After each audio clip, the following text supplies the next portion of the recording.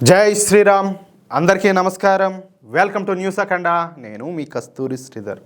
మిత్రులారా, మొత్తానికైతే ఈ ఉగ్రవాద దేశమైనటువంటి పాకిస్తాన్ కు తాను పడ్డ కష్టానికి చేసినటువంటి కృషికి తగ్గ ఫలితం అయితే వచ్చిందన్నమాట. అది కూడా 50 సంవత్సరాలుగా పడినటువంటి శ్రమకు తగ్గ పేరు ప్రతిష్టలను ఇప్పుడైతే సంపాదించిందన్నమాట.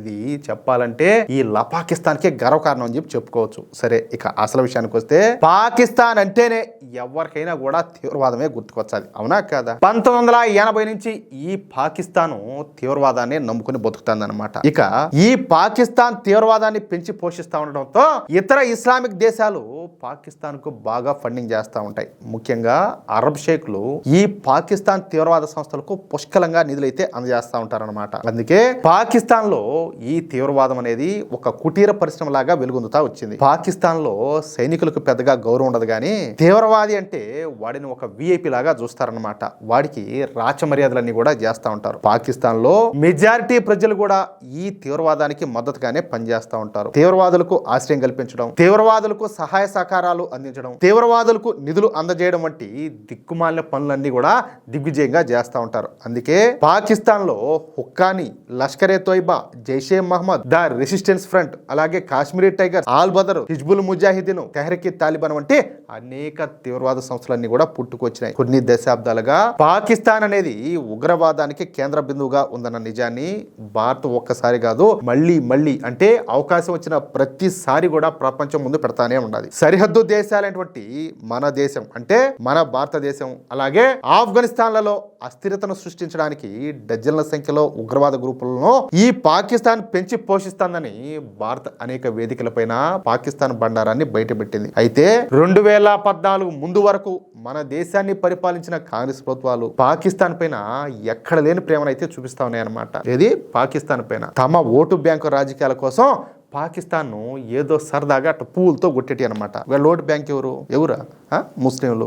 అంటే పాకిస్తాన్ వచ్చేసి ఇస్లామిక్ దేశం కదా, వాళ్ళని ఏమైనంటే వీళ్ళందరూ కూడా మనసు ఏదో గాయపడుతుంది, వీళ్ళ మనసు గాయపడితే అప్పుడు వీళ్ళు మనకు ఓట్లేరు కదా అని చెప్పేసి వాళ్ళు ఏమి చేసినా కూడా వీళ్ళు పట్టించుకునేవాళ్ళు కాదు. అంటే పాకిస్తాన్ గురించి పెద్దగా విమర్శలు చేయడం కానీ, పాకిస్తాన్ ఇరుకుని పెట్టడం కానీ ఏమి కూడా ఉండేటి కాదనమాట.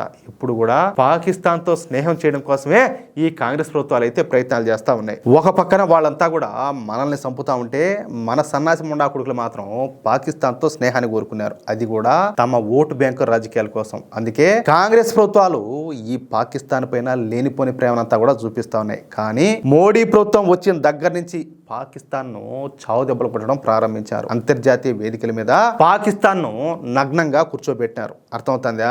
పాకిస్తాన్ బతుకును బట్టబయలు చేశారు. పాకిస్తాన్ కు సంబంధించినటువంటి తీవ్రవాదం గురించి ఎప్పటికప్పుడు అన్ని అంతర్జాతీయ వేదికల మీద తెలియజేస్తా వచ్చినారు.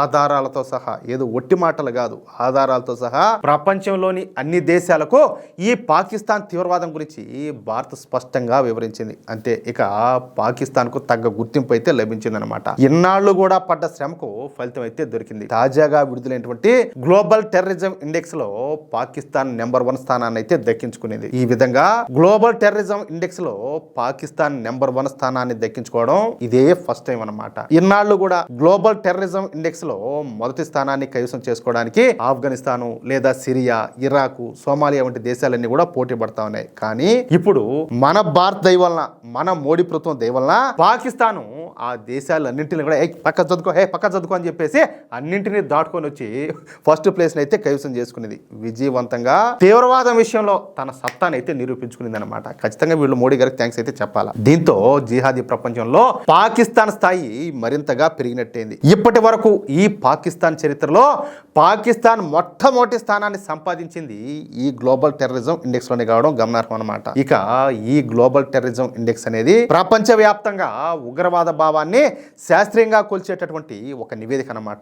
దీనిని ఆస్ట్రేలియాకు చెందినటువంటి Institute for Economics and Peace సంస్థ ప్రతి సంవత్సరం కూడా విడుదల చేస్తుంది. ఈ సంస్థ ప్రతి సంవత్సరం 163 దేశాలను 4 ప్రధాన అంశాల ఆధారంగా ఈ అంచనా అయితే వేస్తుంది అనమాట. అవేంటయ్యా అంటే, సరే ఈ సంవత్సరంలో జరిగినటువంటి ఉగ్రవాద సంఘటనల సంఖ్య ఎన్ని, ఇక రెండోది వచ్చేసి ఉగ్రవాదం వల్ల సంభవించినటువంటి మరణాల సంఖ్య ఎంత, ఇక మూడో విషయం వచ్చేసి దాడుల వల్ల జరిగినటువంటి గాయాల సంఖ్య, ఇక నాలుగో అంశం జరిగినటువంటి ఆస్తి నష్టం లేదా బందీల సంఖ్య ఎంత అనే ఆధారంగా ఈ లెక్కన అయితే వేస్తారు. ఇక్కడ విచిత్రం ఏంటంటే ప్రపంచంలో తీవ్రవాద ఘటనలు, ఉగ్రవాద ఘటనలు తగ్గుముఖం పడుతున్నాయి. గత సంవత్సరం కంటే ఈ సంవత్సరం తీవ్రవాద ఘటనలో 44% తగ్గినాయి. కానీ ఈ దిక్కుమాలటువంటి పాకిస్తాన్ లో మాత్రం అందుకు విరుద్ధంగా జరుగుతుంది. పాకిస్తాన్ లో ఈ తీవ్రవాద ఘటనలు అలాగే ఈ దాడులన్నీ కూడా రోజు రోజుకు పెరిగిపోతున్నాయి. అందుకే మొట్టమొదటిసారి పాకిస్తాన్ నెంబర్ 1 స్థానంలో నిలబడిందనమాట. దీని అమ్మ నా గుడి రొమ్మిర్చుకొని మొదటి స్థానాన్ని అయితే కైవసం చేసుకునేది. అది విషయం.